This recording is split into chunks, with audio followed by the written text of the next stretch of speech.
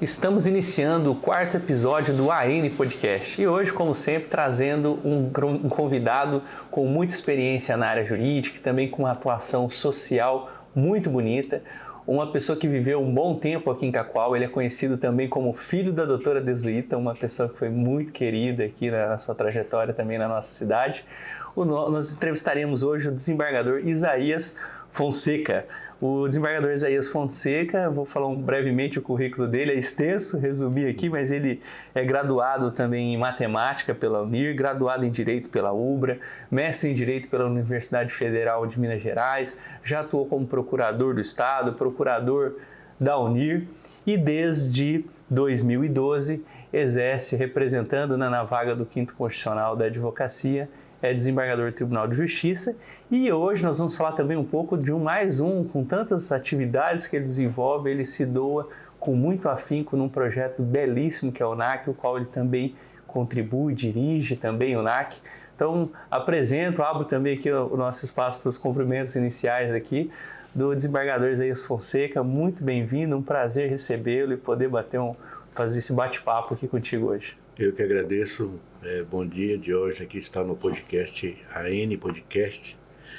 Para mim é uma honra muito grande poder participar e contribuir aqui, falar um pouco de direito, falar um pouco de solidariedade. Isso é muito importante nos dias de hoje, né? Nós estamos precisando de muito amor, de distribuir amor para todo mundo, né? Maravilha. E o desembargador Isaías é um exemplo disso, né? Se dedica muito. Eu queria falar um pouquinho, desembargador, da sua história, né? Eu vi que você é natural de Araguaína, no Sim. Tocantins, né? Então, como que veio parar aqui em Rondônia? Como que aconteceu? Na verdade, eu mal conheço Araguaína, né? Só fui nascer. Aí minha família, minha mãe e meu pai já se deslocaram para a capital de Goiás, né? Na época, Goiânia. Nessa época ainda era distrito, fazia parte de Goiás, né? Eu até falo que eu nasci goiano, hoje eu nasci goiano e virei tocantinense, mas eu sou rondoniense, né? E aí, na época da formação do estado de Rondônia, minha mãe foi convidada, então, o meu tio foi o primeiro a vir para Rondônia, né? O Raimundo Donato, advogou aqui em Cacoal, e aí, através dele, houve um convite. Minha mãe era recém-formada em Direito em Goiânia. Houve um convite para que ela viesse trabalhar na prefeitura de Rolim de Moura. Também estava no começo, estava sendo criado o município. E ela veio. E aí, posteriormente, ela veio em 83, por aí, em final de 84, começo de 85.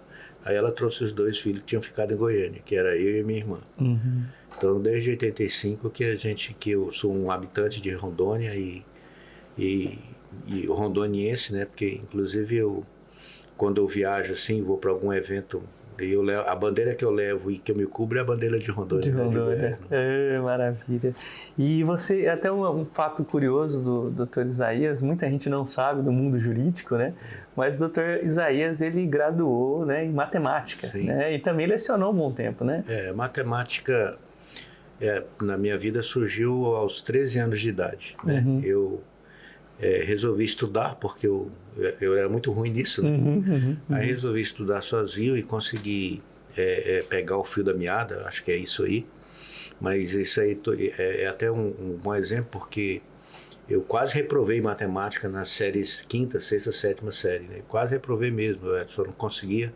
E aí depois eu comecei a estudar sozinho, né?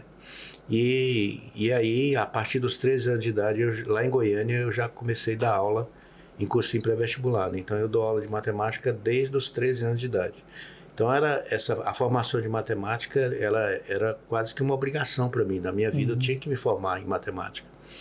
E aí eu me formei na Uni, comecei o curso em 85 e me formei na Uni e terminei o curso em 89 e me mudei para Cacoal em 90. Esse curso você fez em Porto Velho. Em Porto Velho. E aí em 90, aqui em Cacoal, eu estava assim, tinha recém-formado, né? Falei, eu vou dar aula, claro que eu vou dar aula, mas... Aí eu fui na SEMEC daqui, na Secretaria Municipal de Educação, me oferecer para dar aula de graça, né? Eu vou dar aula, vou dar aula aí na rede pública de graça. Aí eles estavam com o projeto Procampo, né, iniciando o projeto Procampo de 5ª e 8ª série na zona rural. E aí eu entrei de cabeça nesse projeto e pude participar também desse projeto Procampo. E depois nós fizemos o Colégio Objetivo aqui para Cacoal, né? Ficou um tempo, né? Você foi nosso aluno, sua esposa foi nossa aluna. E aí no Colégio Objetivo formou uma turma. Eu acho que o Colégio Objetivo em Cacoal, ele tem a sua história, ele veio para formar aqueles alunos, aquela turma. Né? E aí formou aquela turma e o colégio foi embora. É mais ou menos assim. Mas eu lembro, até minha esposa comentou, que falou, quando eu falava com o Dr. Isaías, que ela identificou que era o professor, né? O professor diz, fala para ele que eu apaixonei por física graças às aulas e era um excelente professor. Alguns colegas já elogiaram a sua didática. Ainda bem que a gente conseguiu criar a sementinha da matemática e da física em muitas pessoas, né? Porque é uma disciplina que pouca gente gosta, aliás, ela é mais odiada do que amada. Né? Mas se você consegue, como professor, fazer com que um aluno passe a gostar da disciplina, né? Nosso serviço já foi bem feito. Nossa missão foi cumprida. Maravilha. Agora até... Eu imagino, não sei se teria uma ligação direta com essa sua vocação hoje também, que uma das suas vocações é se doar, é contribuir para o desenvolvimento da nossa sociedade, com o apoio a pessoas que necessitam, seja na área do câncer, em diversos programas. Eu vejo que você está sempre muito atuante com outras entidades, não apenas com o NAC, você está sempre interagindo e contribuindo com outras entidades também. Você acha que está ligado também com a formação, com a trajetória da sua mãe? Porque a doutora Deuswita, naturalmente, o cargo de defensora já lhe exige, né, ajudar o próximo diariamente, né? Você acha que tem um pouco disso? De onde que você atribui? Porque muitas dessas vivências têm uma origem, uma razão de existir. Essa sua sensibilidade, essa sua vontade de contribuir, você atribui que vem de onde? Olha, a fruta sempre cai perto do pé, né? A minha mãe realmente, ela sempre foi solidária e como defensora pública sempre tem que olhar para as pessoas mais carentes. E eu cresci nesse ambiente, né? De vendo ela atender as pessoas carentes, né? E tentando resolver os problemas. Quando na minha formação de direito, já aqui na década de 90, né? Eu fiz estágio lá e ajudei lá na defensoria. Mas assim, lá, que bacana. E aí, mas nós não vivemos esse mundo sozinhos, sabe? Nós não vivemos aqui sozinhos. Todos, uma sociedade, um povo, uma cultura, um ajudando o outro. Nós não podemos olhar só para o nosso umbigo, né? Você não pode achar que não precisa de ninguém, que nunca vai precisar de ninguém. A gente sempre precisa das pessoas e quando a gente precisa, muitas pessoas que você menos espera vai lá e te apoia, te ajuda. Então, nós temos que realmente devolver tudo isso que a gente já ganhou, que Deus já nos presenteou, nos deu saúde, nos deu um bom emprego, nos deu a formação, né? E a gente tem que devolver para a sociedade de alguma forma. Eu acho que estender a mão para o próximo, né, é uma coisa que não tem que ser uma obrigação, não. É uma coisa que sai da pessoa, né? É natural. É natural, sai da pessoa. E a minha história, assim, começou um pouco mais forte nesse lado da solidariedade a partir do NAC, né? Há 15 anos atrás. E as coincidências da vida, né? Eu fui convidado para a reunião de fundação do NAC, que ocorreria em Porto Velho, lá no Hospital de Base, no dia 3 de agosto de 2007. E dia 3 de agosto é o dia do meu aniversário. Então, em 2007 eu fiz 40 anos. Então, aí essa coincidência da vida, aí fala assim, nossa, mas no dia do meu aniversário eu participo de uma reunião que surge uma entidade como o NAC, Núcleo de Apoio à Criança com Câncer, que foi criada para oferecer um conforto material no momento em que essas crianças lutam pela vida. Isso foi um presente de Deus. Eu encaro isso como um presente de Deus. Falei, Deus então me deu uma atribuição, um encargo e me deu um presente. Olha, está aqui, você completou 40 anos, você está pronto agora para você executar essa missão aqui. Essa missão dele, né? A missão não é nossa, a missão dele, de cuidar dessas crianças. E aí a gente começou ali em 2007, só era um papel, né, ata de fundação. Nós começamos ali esse trabalho na casa de uma funcionária do Hospital de Base, depois passamos por alguns endereços bem modestos. E hoje o NAC é uma realidade, nós temos uma sede própria em Porto Velho, tudo graças à solidariedade do povo rondoniense, né, tudo construído com doações do povo, né? E nós temos hoje uma estrutura que é um hotel de apoio. Nós temos 16 suítes, todas climatizadas, temos brinquedoteca, refeitório, sala de convivência, oficina. E as crianças simplesmente adoram lá, porque não só pelo conforto material que elas recebem, mas também pelo carinho, pelo amor e pela dedicação de todos os envolvidos. Né? A gente vê ali que parece até assistir, tive a oportunidade de acompanhar um evento agora, recente lançamento de um espetáculo, né, que é uma fonte de receita também, que nós vamos falar mais daqui a pouquinho, mas é incrível como a gente percebe que é uma família ali, né? As pessoas veem o NAC como uma extensão das suas casas. E a gente tem vários relatos, que o desembargador vai poder falar também um pouco, de pessoas que depois não querem deixar aquele lar, né? Mas sabe um ponto que eu acho interessante a gente falar, que para mim foi importante ouvir, o porquê surgiu o NAC, né? Pelo que eu pude conhecer um pouco, o senhor vai poder esclarecer melhor, mas é um momento que nós assistimos aí de 2000 para cá uma crescente muito grande no nosso estado. Minha mãe também lutou 15 anos aí contra o câncer, né? E o câncer dela também ela descobriu por volta de 2005, que iniciou o tratamento. E a gente viu que havia uma crescente, né? O doutor lá em Porto Velho e as crianças conviviam, né, juntamente com os adultos. Foi mais ou menos isso? Acho importante o pessoal entender o porquê surgiu para compreender a importância também. O serviço de oncologia pediátrica no Hospital de Base começou a partir do Dr. Robson. Ele começou a atender e criou esse serviço dentro do Hospital de Base. Essas crianças eram as crianças do estado de Rondônia. E elas iam para Porto Velho fazer o tratamento. E o tratamento de câncer, ele é chamado de hospital dia. O paciente toma quimioterapia, faz o tratamento pela manhã e à noite ele volta para casa. Mas qual a casa? Os pacientes eram do interior do estado de Rondônia, eles não moravam em Porto Velho. Então a casa era uma casa de apoio, onde ficavam essas crianças com pacientes adultos. E o câncer, assim, eu sempre falo isso, eu não sou médico, mas eu sempre conto essa história, que o câncer sólido, né, o câncer que acomete mais as pessoas adultas, ele é um câncer que se desenvolve em ambiente ácido. E o corpo humano, assim como as plantas, os animais, nosso corpo, nós nascemos alcalinos. Então uma criança não é para ter um câncer, porque o corpo dela é alcalina, né? Não é para desenvolver um tumor. Então, quando a gente vê uma criança cometida com um câncer sólido, esse câncer é muito agressivo, bem agressivo mesmo, né? Porque ele não era para estar ali e tá, né? E então as crianças elas têm mais leucemia, mais de 90% dos casos de câncer infantil é leucemia, que a gente chama de câncer líquido, né, no sangue. E o câncer, e esse câncer, né, o tratamento dela tem a quimioterapia, a criança vai perder os cabelos, mas não vai mutilar a criança, né? Já no adulto, se ele tem um câncer na orelha, os médicos optam por tirar a orelha. Se é no nariz, tira o nariz. Se é no olho, tira o olho. Se é no braço, tira o braço. Então, as pessoas vai sendo mutilada, né? E a criança vendo aquelas pessoas chegarem, né, sem a perna, sem o braço, perguntava para o médico lá em Porto Velho: doutor, eu também vou perder minha perna, vou perder meu braço? E o médico explicava: não, você vai perder o cabelinho, mas depois vai nascer e tal. E o médico percebeu que precisava de criar um ambiente para essas crianças, só para elas, né? Um ambiente em que elas podiam conviver com criança, que elas poderiam brincar com os outros pacientes, né? Então ele precisava. Aí ele conheceu o NAC em Recife.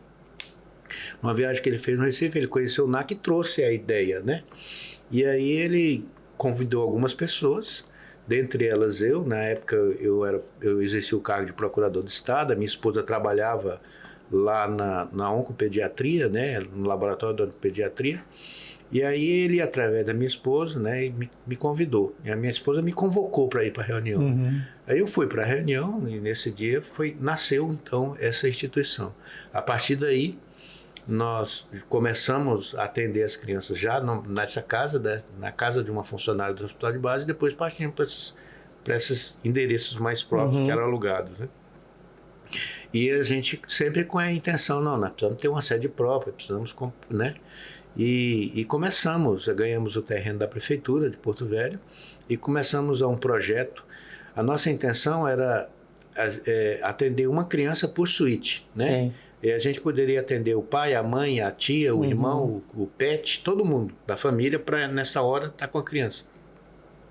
Só que o serviço de oncologia pediátrica migrou do Hospital de Base para o Hospital do Amor, em Porto Velho. E o Hospital do Amor foi o hospital de referência no Ministério da Saúde, passou a ser o hospital de referência em tratamento infantil na região norte do país. Então, aquele nosso projeto inicial de atender uma criança por suíte, por isso nós fizemos um prédio de 16 suítes, né? Ele não pôde mais se concretizar, realizar, porque a demanda aumentou muito. Porque hoje toda criança que é diagnosticada com câncer na região norte do país e vai se tratar pelo SUS, vem para Porto Velho. Sim. Então nós temos crianças de todos os estados da região norte, nós temos crianças da Venezuela, da Bolívia, já tivemos criança do Peru e atendemos uma criança da República Dominicana. Então todas as crianças, e o mais importante, que a gente tem que valorizar é a universalidade do nosso SUS. O SUS não tem fronteira, nós tratamos pessoas. As pessoas não têm nacionalidade, né? Não existe fronteira. Nós somos seres humanos, vivemos no mesmo planeta. Então uma criança da Bolívia, da Venezuela, vem tratar em Porto Velho e é tratada pelo SUS. Ela é tratada pelo SUS e não tem, não sofre de preconceito nenhum, não tem nenhuma... não tem uma preferência, não, eu não vou tratar você porque você é boliviano, é venezuelano, é peruano, não, é uma criança. E a mesma coisa no NAC, nós recebemos lá as crianças, independente de onde elas nasceram, de tudo. É muito interessante isso. E essa interação lá no NAC, entre crianças, essa convivência, você vê que foi algo muito mais... Porque eu vejo assim, eu acompanho até da minha mãe, e aí naturalmente a gente acabou convivendo, não com criança, eu imagino que ainda é muito mais sensível, que é muito mais fácil você trabalhar uma resiliência num adulto, às vezes ele pensa em várias coisas, mas tem uma consciência. E a criança, acho que essa pureza, convivendo com outras crianças, você acha que acaba refletindo no tratamento, não? Esse meio entre outras crianças, de cooperação. Sim, ela passa a ser uma família mesmo, como você citou, né? Elas trocam experiências, elas brincam, porque criança, qual é a profissão dela? É brincar. Então nós temos lá uma brinquedoteca, as crianças brincam, as crianças interagem entre elas sofrem umas com as outras, né? Quando uma é internada, as outras crianças ficam em oração, elas ficam preocupadas. É uma doença que nos traz muitas perdas, né? E os pais também, né? Conseguem conviver junto, porque eu imagino o sofrimento dos pais acompanhando as crianças. E aí, no NAC, ele também tem a oportunidade de conhecer outros pais que também se ajudam, né? Nós tivemos uma criança lá que o pai dela é médico, né? Ele é da Bolívia, boliviano, mas ele é médico, já está radicado no Brasil. E ele tinha a intenção, então, pela condição dele, ele chegou a sugerir para a filha e para a esposa, para a mãe, né? Que ia alugar um apartamento.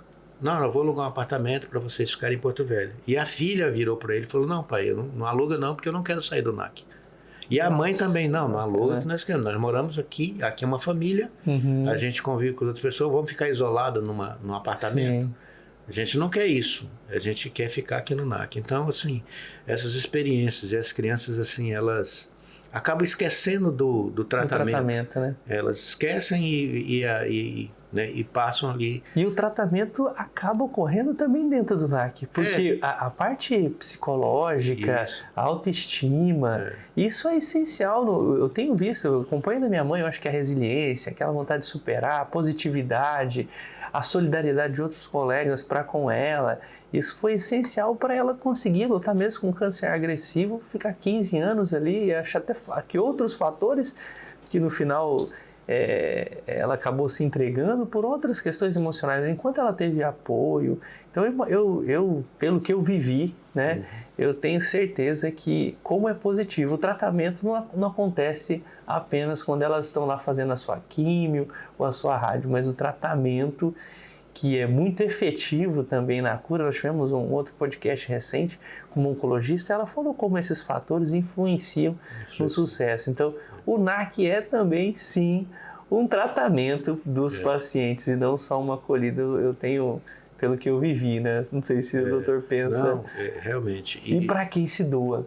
Eu acho, e para quem se doa, eu até tenho nas ações da OAB, né? Eu falo para a nossa presidente, a doutora Melry, a nossa responsabilidade não é só levar a ação social, mas é criar multiplicadores. Então a OAB não é só a gente faz e realiza, a gente tem que trazer o advogado para participar, porque quem vive esse momento de poder ajudar, que olha às vezes no olhar de uma família, como várias ações que a gente teve, tivemos aqui a questão do alagamento, das enchentes, que a gente pôde ajudar várias famílias.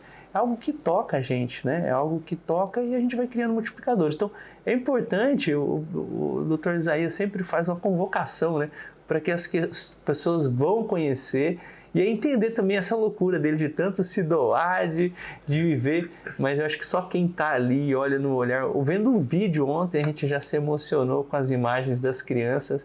Então, você está ali, receber um abraço, um apoio, e ver como que às vezes simples gestos, né, podem fazer a diferença, né, Edmar? E eu convido as pessoas para conhecer, né, a estrutura, conhecer o NAC, conhecer o trabalho, conhecer as crianças.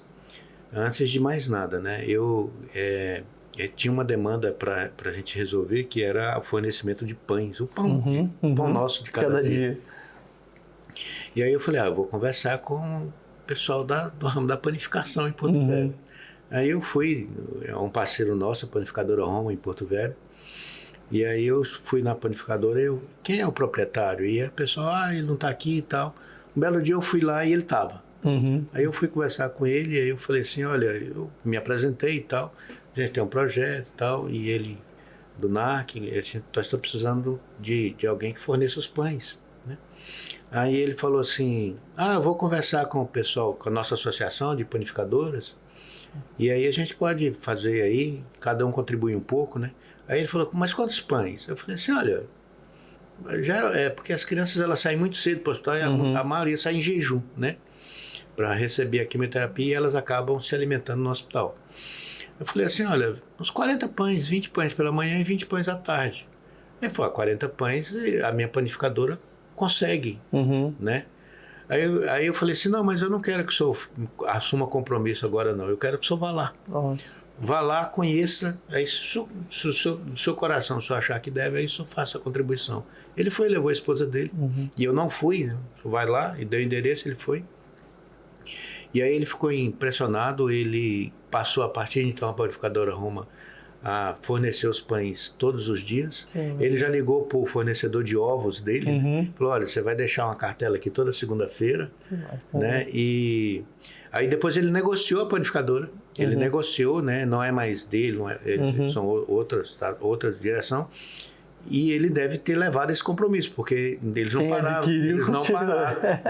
de fornecer os pães, né? Ou seja, assim, e o abraço que a gente recebe da criança, isso é o pagamento nosso, né?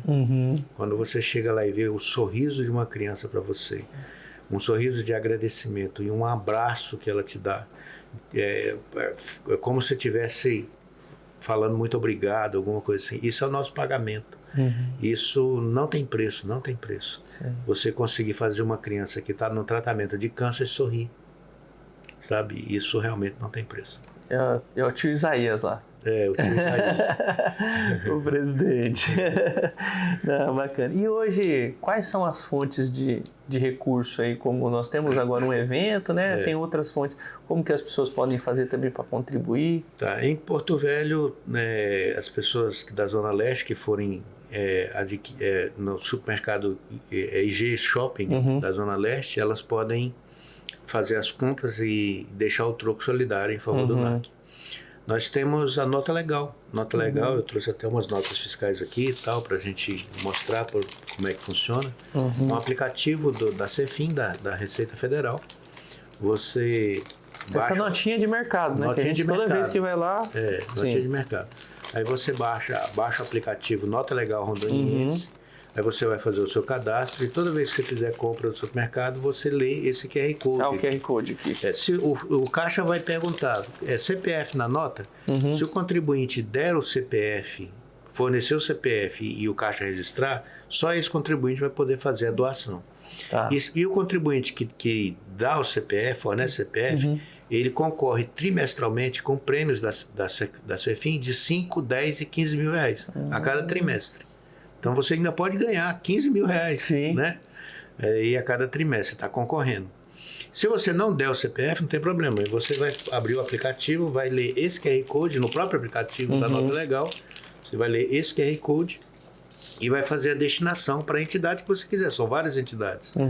Para cada notinha dessa que o contribuinte faz a doação, a entidade que ele doou ganha 15 centavos. 15 centavos. Então, a cada 4 notinhas, a entidade ganha R$1. Entendi. E essa receita, assim, aí quanto é para essa receita para a entidade? Isso dá, em média, de 15 a 20 mil reais mês. Nossa, então é um boa recurso fonte importante. Agora, eu coloco, independente, se eu colocar o CPF, só eu que vou conseguir fazer o cadastro. Isso, a doação daquela nota com o CPF. Isso. Então, aí se eu colocar na caixinha, tendo colocado meu CPF, vocês conseguem fazer o lançamento? Não, aí não. Se você der o CPF, não adianta colocar na caixinha. Não adianta, né? Aí você que só você que tem que doar, né? E se você der o CPF, não precisa fazer a leitura do QR Code, porque no aplicativo já vai aparecer aquela nota.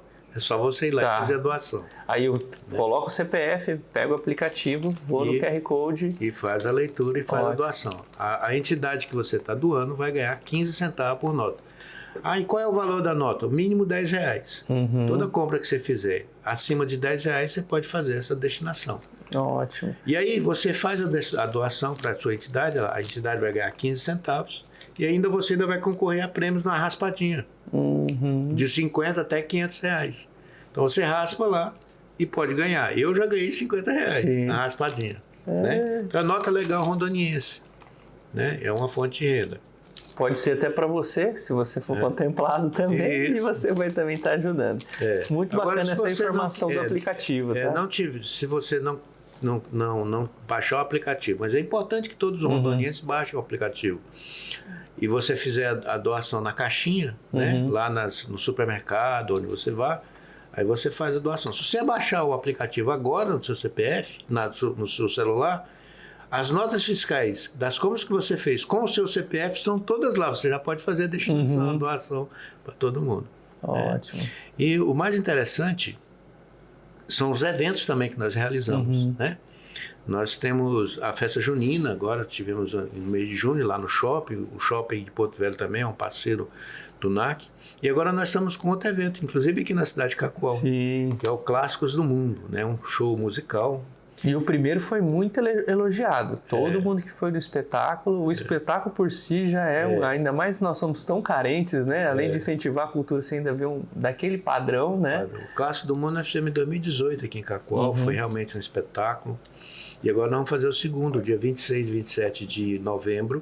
Nós estaremos aqui, o NAC estará em Cacoal com a segunda edição dos Clássicos do Mundo aqui. Né? Os ingressos já estão à venda. Temos na UAB para vender também. Isso, os ingressos já estão à venda aqui na UAB, tem no Casa de Dança Rodolfo Gonçalves, né? Alguns colegas, amigos nossos, parceiros do NAC também já pegaram os seus ingressos para nos ajudar a vender. Nós vamos fazer esse espetáculo aqui no dia do aniversário da cidade de Cacoal, né? Um presente do NAC, e Cacoal vai dar um presente para o NAC. O NAC presenteia a cidade com o espetáculo. E os cacoalenses presenteiam o NAC com as doações, com a colaboração, compra. Né?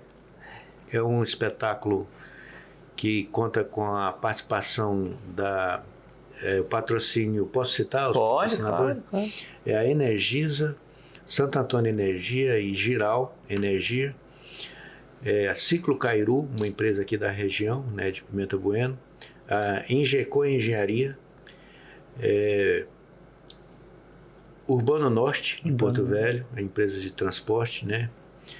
E Master Motos, Nelson Mangueira Engenharia, Sim. a Casa de Dança Rodolfo Gonçalves, que está organizando o espetáculo aqui em Porto Velho, e a Dinâmica Editora, né? Editora. E também o apoio da Eucatur. A Eucatur também vai nos apoiar, trazendo a banda aqui, oferecendo transporte. Toda a logística. Toda a logística. Então essas empresas são as nossas parceiras para esse evento. E o Nelson também integra a diretoria, né? O Nelson é o vice-presidente. Ele é bem envolvido. Vice-presidente. É. Nelson é uma pessoa que também sempre está se dedicando aí às questões. O Nelson é o vice-presidente do NAC. O NAC, porque o nosso trabalho, nós atendemos 24 crianças que residem em Porto Velho, né? O NAC dá o apoio alimentar, dá o transporte para essas crianças, as crianças participam dos eventos, só que elas não moram lá, né? Porque elas moram em Porto Velho.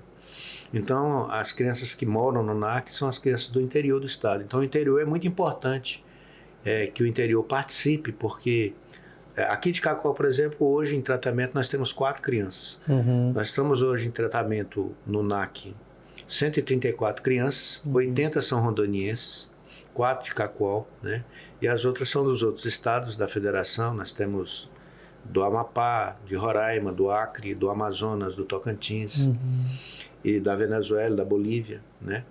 E a gente, então o interior do estado é muito importante nesse processo, porque são as crianças aqui do interior. E a gente, assim, e o câncer é uma doença que não escolhe classe social, né? Não tem esse negócio de, porque ela desenvolve na pessoa, né? A pessoa desenvolve o câncer e assim, não tem data também, não tem tempo, não tem... nós temos lá crianças de colo, né? Crianças que renascem já com a leucemia. E assim, mas a gente... Tem sentido que isso tenha aumentado a incidência? Qual que é a percepção que vocês têm? Nós perdemos um pouco essa noção de aumento, porque o hospital passou a atender uma região maior, né? Então, quando o hospital quando a cidade de Porto Velho passa a atender a região norte do país, a demanda aumentou. Tanto é que nosso projeto inicial era atender uma criança por suíte. Nós não podemos fazer mais isso porque a demanda aumentou. Quando a gente inaugurou o NAC, nós inauguramos toda aquela estrutura. E nós tínhamos eu até falei no discurso que o nosso sonho era que a estrutura ficasse vazia. Nós não queríamos, nós não queremos criança lá, sabe? Porque é uma coisa engraçada, né? O NAC não quer criança lá, mas as crianças, né, que precisam, então a gente está lá para atendê-las, né? A lotação não nos agrada, não agrada pela questão da doença. Não nos agrada a lotação. Lá, quando está lotado, nós ficamos tristes. Quando o NAC está lotado, nós ficamos tristes. Mas já lotamos, infelizmente. Né? Então, assim... E hoje nós estamos com um projeto lá que nós vamos ter que fazer. Nós temos uma suíte bem grande. Era um espaço que não era para ser suíte, mas é um espaço que tem um banheiro.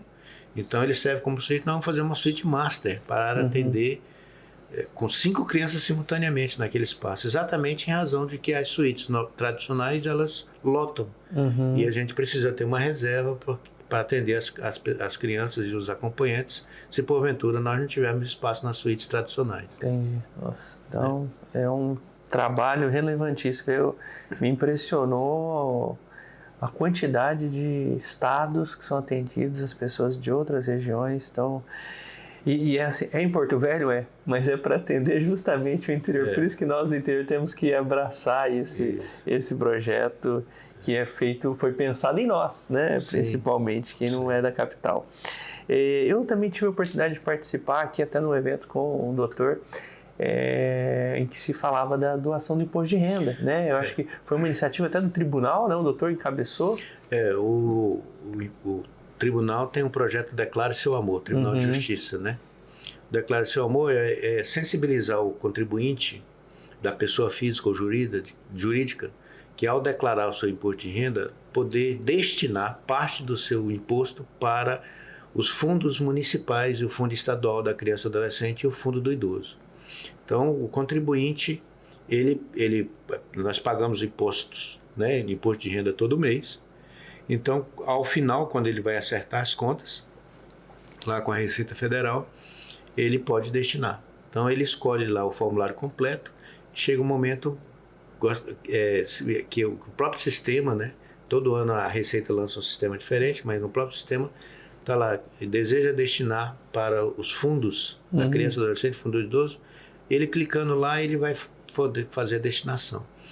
Aí ele recolhe o DARF, né, o documento de arrecadação, do valor que couber no bolso dele. Esse dinheiro ele recolhe, esse recurso vai para Brasília, a Receita Federal depois manda para o fundo que ele destinou e devolve a ele o valor que ele destinou. Então, por exemplo, o contribuinte que tem imposto a ser restituído, ele vai recolher o DARF, mas na restituição dele ele recebe o valor da restituição acrescido do valor que ele destinou. Certo. Por mais que ele, quando for fazer a declaração, ele tenha que recolher o DARF. É só uma questão de... É como se fosse um investimento, porque o valor que ele destinou, a Receita lhe devolve com a correção da TR, né? Sim. Então, assim, é uma... Da taxa Selic, aliás. Sim. A taxa Selic. Que agora está até elevado, está sendo uma aplicação já. Então é uma aplicação. E a gente tem isso. O potencial do estado de Rondônia para essa arrecadação é 34 milhões de reais. Nossa. Nós ainda não alcançamos o nosso primeiro milhão. Era o nosso objetivo esse ano e nós não alcançamos. Eu até ia perguntar, porque foi uma campanha bem intensa. Nós não alcançamos. Mas teve um incremento? Pouco, muito pouco. Né? Mas assim, nós temos que trabalhar um pouco mais. Né? E o sonho do doutor ainda está de pé, de botar a placa do Rondônia estado mais solidário. Nós temos esse sonho, né, de transformar o estado de Rondônia no estado mais solidário. Eu acho que ele já é, sabe? Eu acho que ele já é, mas a gente precisa de dados, né? Porque o estado de Rondônia, nessa Declare Seu Amor, através do projeto da Receita, é um dos estados que mais arrecadam proporcionalmente, né? Então, eu acho que o estado de Rondônia já é o estado mais solidário. Mas nós precisamos de dados para confirmar isso. E quando a gente confirmar isso, a gente coloca lá na placa de Vilhena, na entrada do estado, bem-vindo ao estado de Rondônia, o estado mais solidário do país. E vários momentos, eu acredito que nós somos o mais solidário. O pessoal já fala muito que o rondoniense é muito receptivo. Nós tivemos a experiência, eu acho que muitos que estão aqui, né? Agora a gente está caminhando para a segunda, terceira geração em alguns casos, mas são pessoas que vieram lá do antigo Goiás, hoje Tocantins, que vieram para cá, interior de São Paulo, Santa Catarina, Nordeste. Então as pessoas já, por natureza, pelo que passaram aqui, já são acolhedoras, porque em um dado momento chegaram num lugar... Foram acolhidos, que é um estado incipiente, com muitas deficiências, e a solidariedade ajudou. E nós tivemos vários, eu digo por Cacoal, na enchente que nós tivemos. Foi emocionante, foi lindo que a gente assistiu da mobilização do estado, não apenas de Cacoal. Na OAB nós recebemos doação de vários lugares do mundo, através de Pix, do Brasil, né? Mas recebemos doações do estado inteiro, as pessoas ligando. Eu acho que nós somos, sim, essa sua iniciativa. Eu acho que é a questão das pessoas entenderem o processo, ainda quando fala do leão, é um monstro, todo mundo assusta, tem medo até de fugir ali das regras. E aí esse trabalho do tribunal eu achei muito bonito. E o que eu achei mais bacana também do projeto, isso ressalta também o seu valor, Dr. Isaías, porque eu me recordo que quando o doutor veio para falar dessa temática, começou alguns burburinhos, né? Porque nós temos entidades locais que se preocupam com a arrecadação e que às vezes têm outras fontes, né? E queriam que o recurso fosse, será que a entidade de Porto Velho, o doutor Isaías representa uma entidade, vai querer levar esse dinheiro para Porto Velho? E aí a gente vai esclarecendo, e aí aí o pessoal falou, nossa, o doutor não tem esse compromisso, então, só como entidade, em várias situações, vamos falar de outros projetos também, que quem faz isso, como é a essência, é movido pelo Espírito, não está preocupado a quem, né? Mas para quê, né? Para que está sendo feito? E esse projeto da doação de imposto de renda, ele não é para uma entidade específica, ele vem para um fundo que é redistribuído, né, doutor? Isso. Inclusive o NAC não apresentou ainda projetos para o fundo de Porto Velho e do então Estado. não seria nem beneficiado.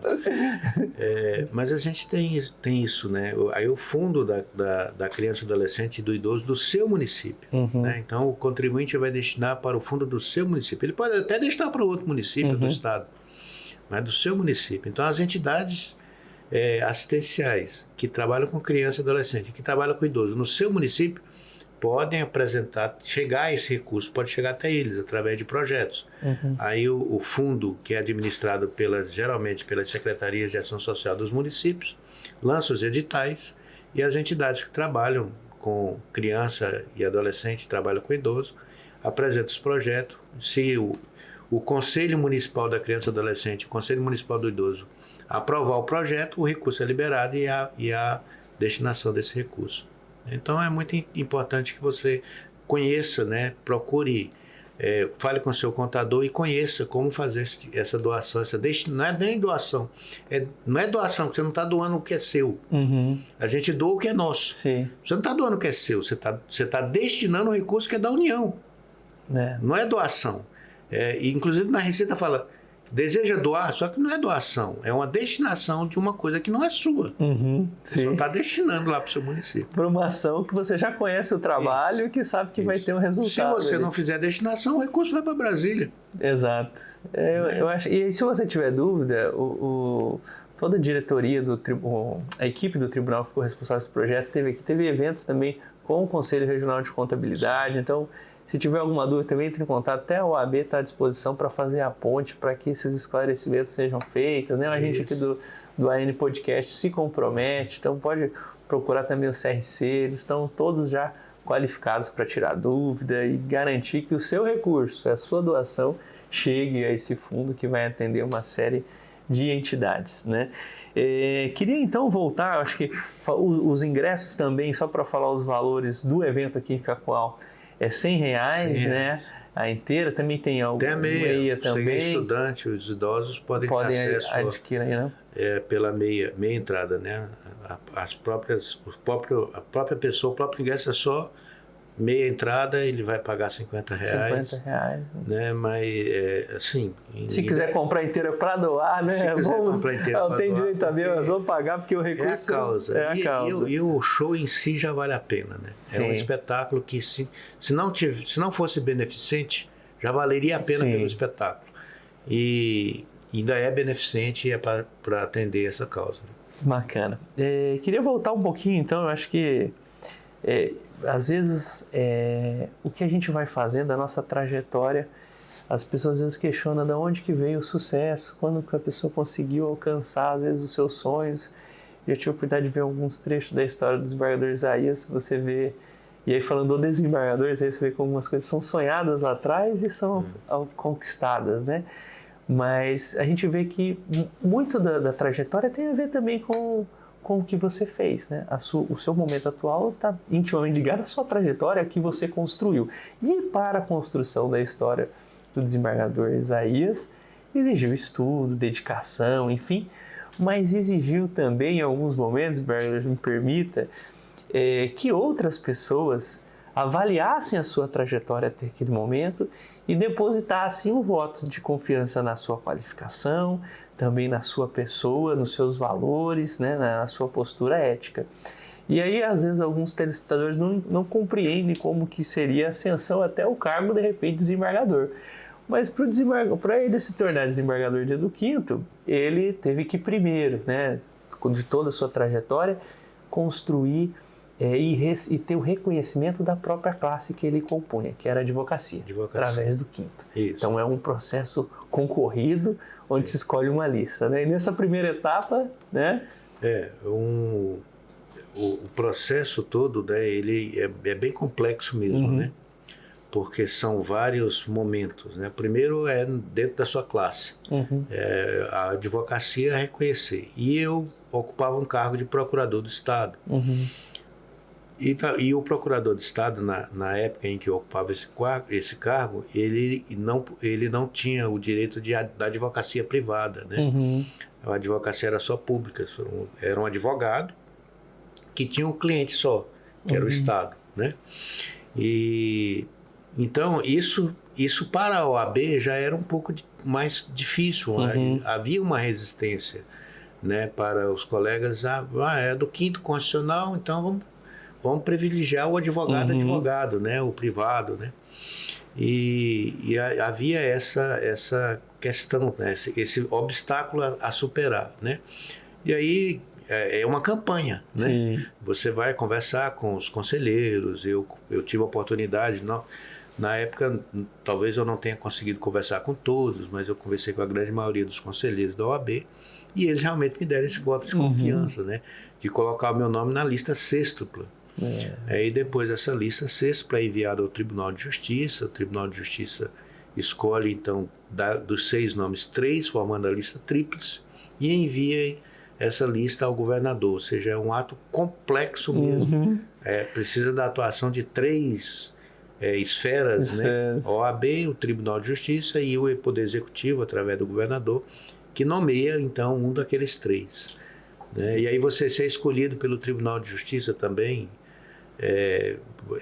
Eles avaliam, né? O tribunal avalia o currículo da pessoa, a ética, a idoneidade, o passado, né? Há toda uma pesquisa, um estudo. E aí avalia e escolhe a lista tríplice e encaminha para o governador, que é uma outra avaliação. O governador, então, vai avaliar os 3 nomes e fazer a opção dele, a escolha dele. Então, é um processo bem complexo mesmo e difícil, né? Não é fácil. Talvez o caminho mais fácil seria do concurso público, através... Sim. Ingressa Depende exclusivamente da sua capacidade. Você ingressa no cargo de juiz, né?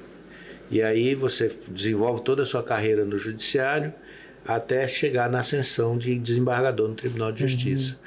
Né? Hoje o Tribunal de Justiça de Rondônia é composto por 21 desembargadores e 5 deles, né, são do 5º Constitucional.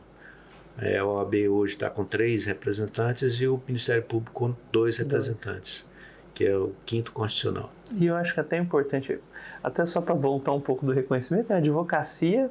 Então, eu já participei da votação de listas, até como conselheiro seccional, e uma das coisas que a gente olha, a capacidade técnica, mas principalmente também um advogado que tenha um representante no tribunal que tenha um olhar da advocacia, que sabe das dificuldades que a gente encontra, desde das épocas de balcão e hoje de sala virtual, né? Mas das épocas de balcão, do acesso, da importância de despachar. Então, geralmente se escolhe colegas que sabem dessas dificuldades e que tenham essa abertura para ouvir, né? Para ouvir, para dialogar. E depois o tribunal, sempre um filtro técnico, ético. Então, essa sua trajetória, que eu penso que essa sua trajetória de doação também ao próximo é algo que é avaliado. As pessoas veem toda a sua dedicação no dia a dia e também a sua capacidade técnica. Já era também um excelente procurador, acho que até o governador, acredito que já devia conhecer. Se não fosse um bom procurador do Estado, certamente não estaria, passou na Assembleia, enfim. Mas até eu queria trazer essa experiência da advocacia como desembargador, trazer até um relato, né? Eu me recordo que recentemente precisei, vez ou outra agora virtual, a gente precisa despachar com os desembargadores. Então a gente liga, pede para agendar uma audiência.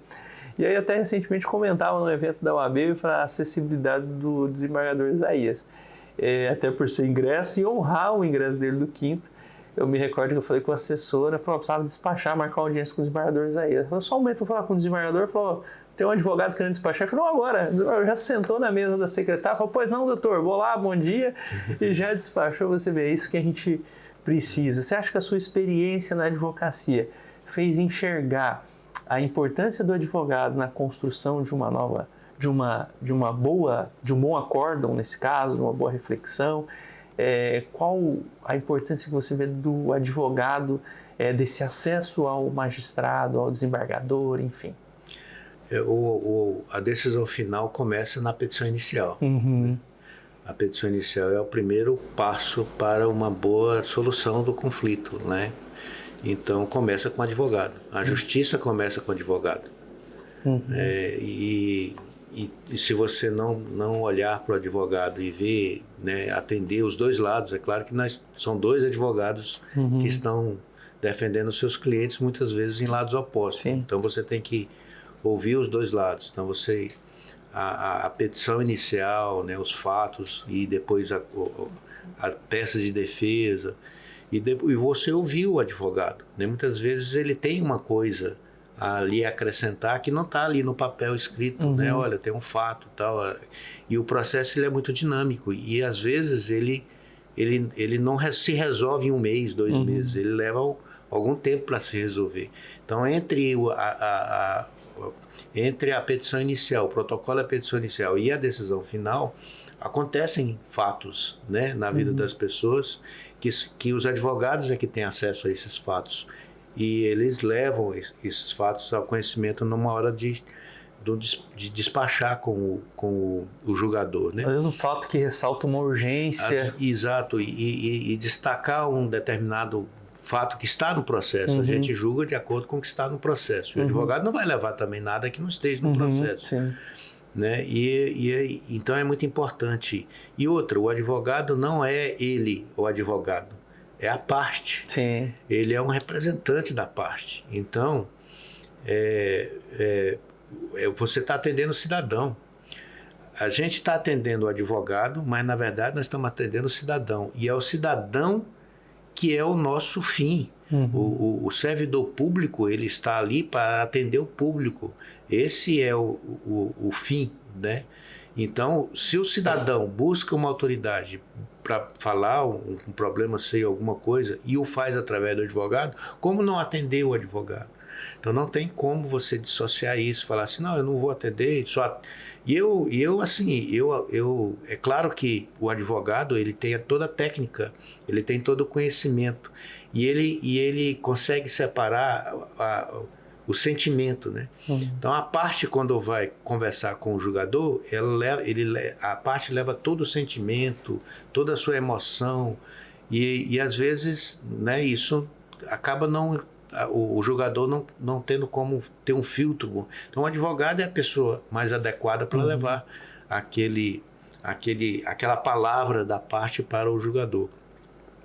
E esse processo faz parte do direito processual, né? O princípio da oralidade, né? O advogado tem essa oportunidade de fazer sustentações orais perante o tribunal, o princípio da oralidade. Se ele tem essa oportunidade, por que não ele não tem o acesso a cada julgador para fazer com mais calma, com mais tranquilidade, né? Até pegar esse gancho, se me permite. Atualmente o doutor está como presidente da segunda Câmara, né, Cícero? Se fosse para dar uma dica, às vezes, prática, vamos dizer, uma aula de prática de sustentação oral, né? Teria algum ponto que você acha que seria importante para os advogados? Atenção, certa feita, uma ex-presidente de um tribunal comentou comigo, falando sobre a sustentação oral, né? Isso lá atrás eu comecei a prestar atenção na época. Falou, para mim, o ponto mais importante da sustentação oral, do momento, né, que você tem que estar atento, é o relatório. Eu falei, o relatório? Eu falei, porque muitas das vezes nós avaliamos o processo, claro, mas olhamos o relatório na hora, ouvimos e lemos o relatório na hora de nos posicionar, como vogal, como revisor, enfim. E às vezes tem fatos importantíssimos ou pontos importantíssimos na tese que não foram mencionados no relatório. Então ali chama atenção. E aí eu sei que todas mesmo quando a gente tem as ideias, mas na sustentação, eu prestava atenção no relatório para ver se foi dito aquele ponto. Aí eu já mudava a sustentação. Foi uma dica que me foi importante em um outro caso, eu sei que foi relevante. E é interessante essa colocação, porque hoje em dia, geralmente, o relatório é dispensado. Né? Exatamente. Mas o relatório é dispensado, mas no PJE o relatório é publicado antes. Né? Então, o advogado pode ter acesso a esse relatório que foi publicado antes. Né? E então, ele tem esse conhecimento, aí ele pode destacar isso. Né? Por que se dispensa o relatório? Porque hoje nós julgamos muitos processos numa sessão, né? 200, 250, às vezes até 300. Na nossa Câmara são 4 desembargadores. Se cada um levar 100 processos, que é a coisa mais fácil do mundo, levar 100 processos para cada quarta-feira, são 400 processos. Então a gente não leva 100, leva 50, 60 cada um, né? Para a gente fazer uma sessão com qualidade, porque não adianta nós passarmos lá o dia inteiro que chegar aos usos do processo ninguém vai ter mais nem condição física, né, para fazer o julgamento. Então, e o advogado está para fazer a sustentação oral e aí isso leva tempo, né? Então se dispensa o relatório, mas o relatório ele é dispensado ali da leitura na hora. O advogado tem que ter esse, né? Se ele não tiver, ele pode. Geralmente na nossa Câmara a gente consulta o advogado. Podemos dispensar a leitura do.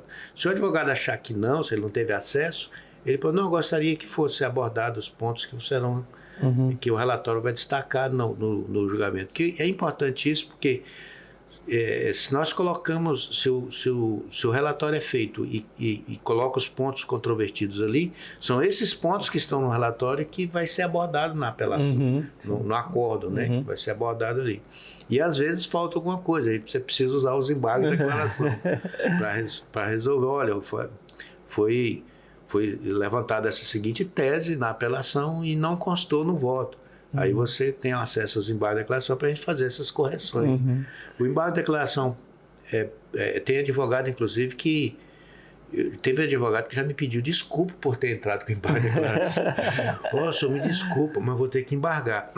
Você não tem que pedir desculpa. Eu até agradeço que você embargue. Porque...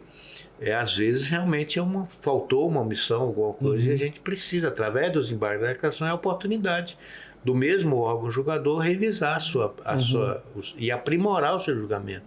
Então é muito importante que faça uso. É claro que não se pode fazer uso sem ter um fundamento. Fins protelatórios. Mas então não preciso nem pedir desculpas, né? É importante que use quando é realmente a necessidade da gente fazer uma correção. Eu acho que a gente tem vivido um momento de objetividade, né? Recentemente eu vi um julgamento do STJ, foi até destacado por alguns meios de comunicação aí voltados ao mundo jurídico, né? Que um advogado no STJ, durante a sustentação, foi extremamente objetivo.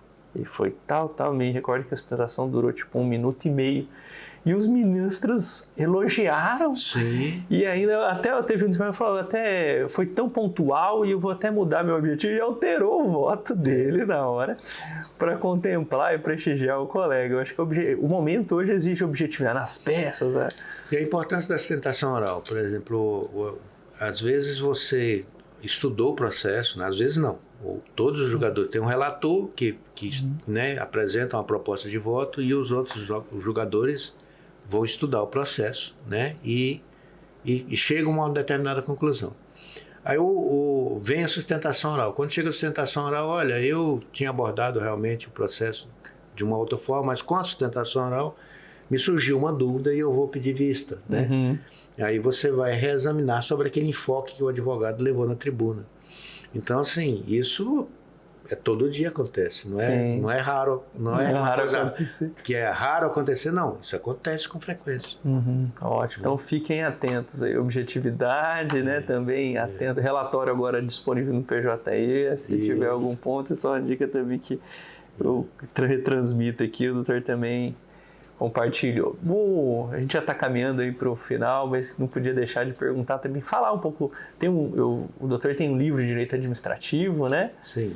Vamos lançar quanto? Acho que a última foi a 4ª edição, vai vir a 5ª? A última foi a 4ª edição. A 5ª edição eu estou com um pouco de dificuldade para fazer, talvez a gente tenha que fazer uma outra obra, né? Mas eu vou lançar o que está para sair, é um projeto novo, é o comentário à nova lei de licitações, a 14.133. Vai ser lançado em 3 volumes, uma obra completa em 3 volumes. O primeiro volume é o curso de licitação em si, o segundo volume, contratação direta e as penalidades, né, os ilícitos, e o terceiro volume, o contrato administrativo. Se Deus, vamos fazer um lançamento aqui, cacual, da obra do doutor. Até queria aproveitar esse gancho e tem alguma obra que o doutor indica, independente de ser jurídico ou não, mas uma obra que foi relevante para você, na sua, seja formação ou acadêmica, ou também como pessoa? Eu tenho um livro que que é marcante assim na minha vida, até nessa questão de solidariedade, de entendimento do comportamento humano, de como que as pessoas... do Augusto Cury, O Futuro da Humanidade. Futuro da Humanidade. É uma obra muito assim, impactante, as pessoas fazerem essa leitura para analisar o comportamento das pessoas. O Futuro da Humanidade trata de um mendigo, ele era de rua, e aí as pessoas vão conversando e se desenvolve num curso de medicina, né? E aí, num determinado momento, no curso de medicina, os estudantes acabam estudando nos corpos, né? E aquelas pessoas... E aí, quando o estudante, o professor, olha, vamos estudar aqui e tal, e o estudante perguntou, quem foi ele? Aí o professor não sabia. Não importa quem foi ele, aqui é só um corpo. E aí essa pessoa começou não, eu quero saber quem foi. E aí acabou, dentro desse estudo que ele vai fazendo, ele encontra um mendigo que conhecia aquela pessoa. E depois, ele vai se desenvolvendo toda essa história e se descobre que aquele corpo, na verdade, foi um dos fundadores da universidade. Nossa. Que era um professor, fundador da universidade, que está ali, e que durante a vida teve um momento em que ele acabou indo para a rua, Sim. virando também uma pessoa de rua e tal, e que ficou amigo daquele mendigo que conhecia ele. Então aquele corpo que estava sendo estudado lá na faculdade de medicina era um dos fundadores da própria universidade há muito tempo atrás, né? É claro que não era o proprietário, mas era uma das pessoas que contribuiu para a formação daquela universidade. E então, assim, aí o livro vai trazendo esse enredo, então é muito interessante. Eu já vou até marcar o Augusto Cury, porque só a sua sinopse já vai vender muito livro aqui, eu já fiquei curioso para fazer a leitura. Muito bom. Futuro da Humanidade, Augusto Cury. Já vou colocar aqui para adquiri-lo. Bacana. Tivemos um bate-papo aqui muito agradável, o tempo passou voando aqui, queria agradecer a sua participação, aproveitar que eu sei que veio para o interior aqui rapidamente, mas nos deu essa oportunidade de poder falar um pouco mais sobre NAC, da sua história, que eu tenho certeza que vai inspirar muitos dos nossos telespectadores e ouvintes aí, tanto no Spotify como no YouTube, também no Instagram, que vão nos acompanhar.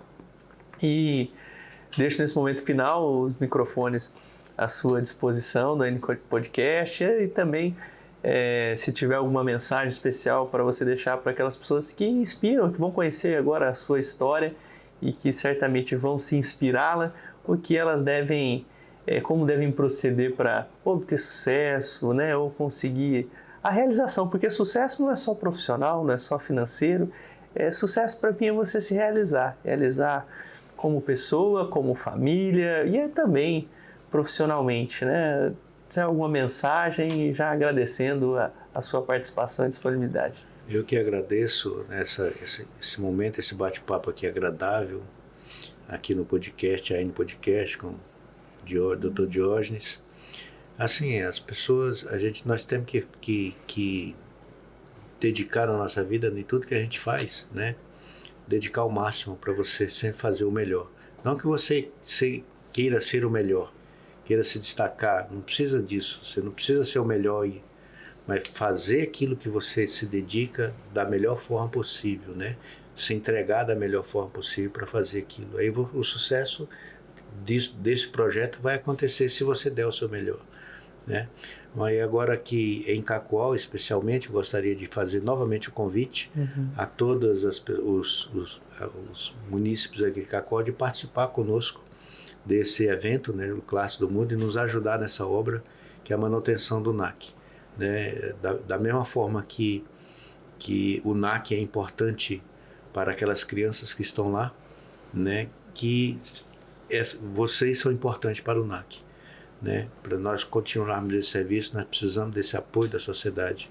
E a Constituição Federal, lá no artigo 3º, né, diz que é um dos fundamentos da República Federativa do Brasil é construir uma sociedade livre, justa e solidária. A solidariedade, então, é um dos objetivos do nosso país. Então, nós precisamos exercer essa solidariedade. E essa é uma oportunidade, né, de você exercer a sua solidariedade. O Nota Legal é outra oportunidade. Né? Então, assim, todas as oportunidades que você tiver para exercer a sua solidariedade, faça isso, exerça a sua solidariedade.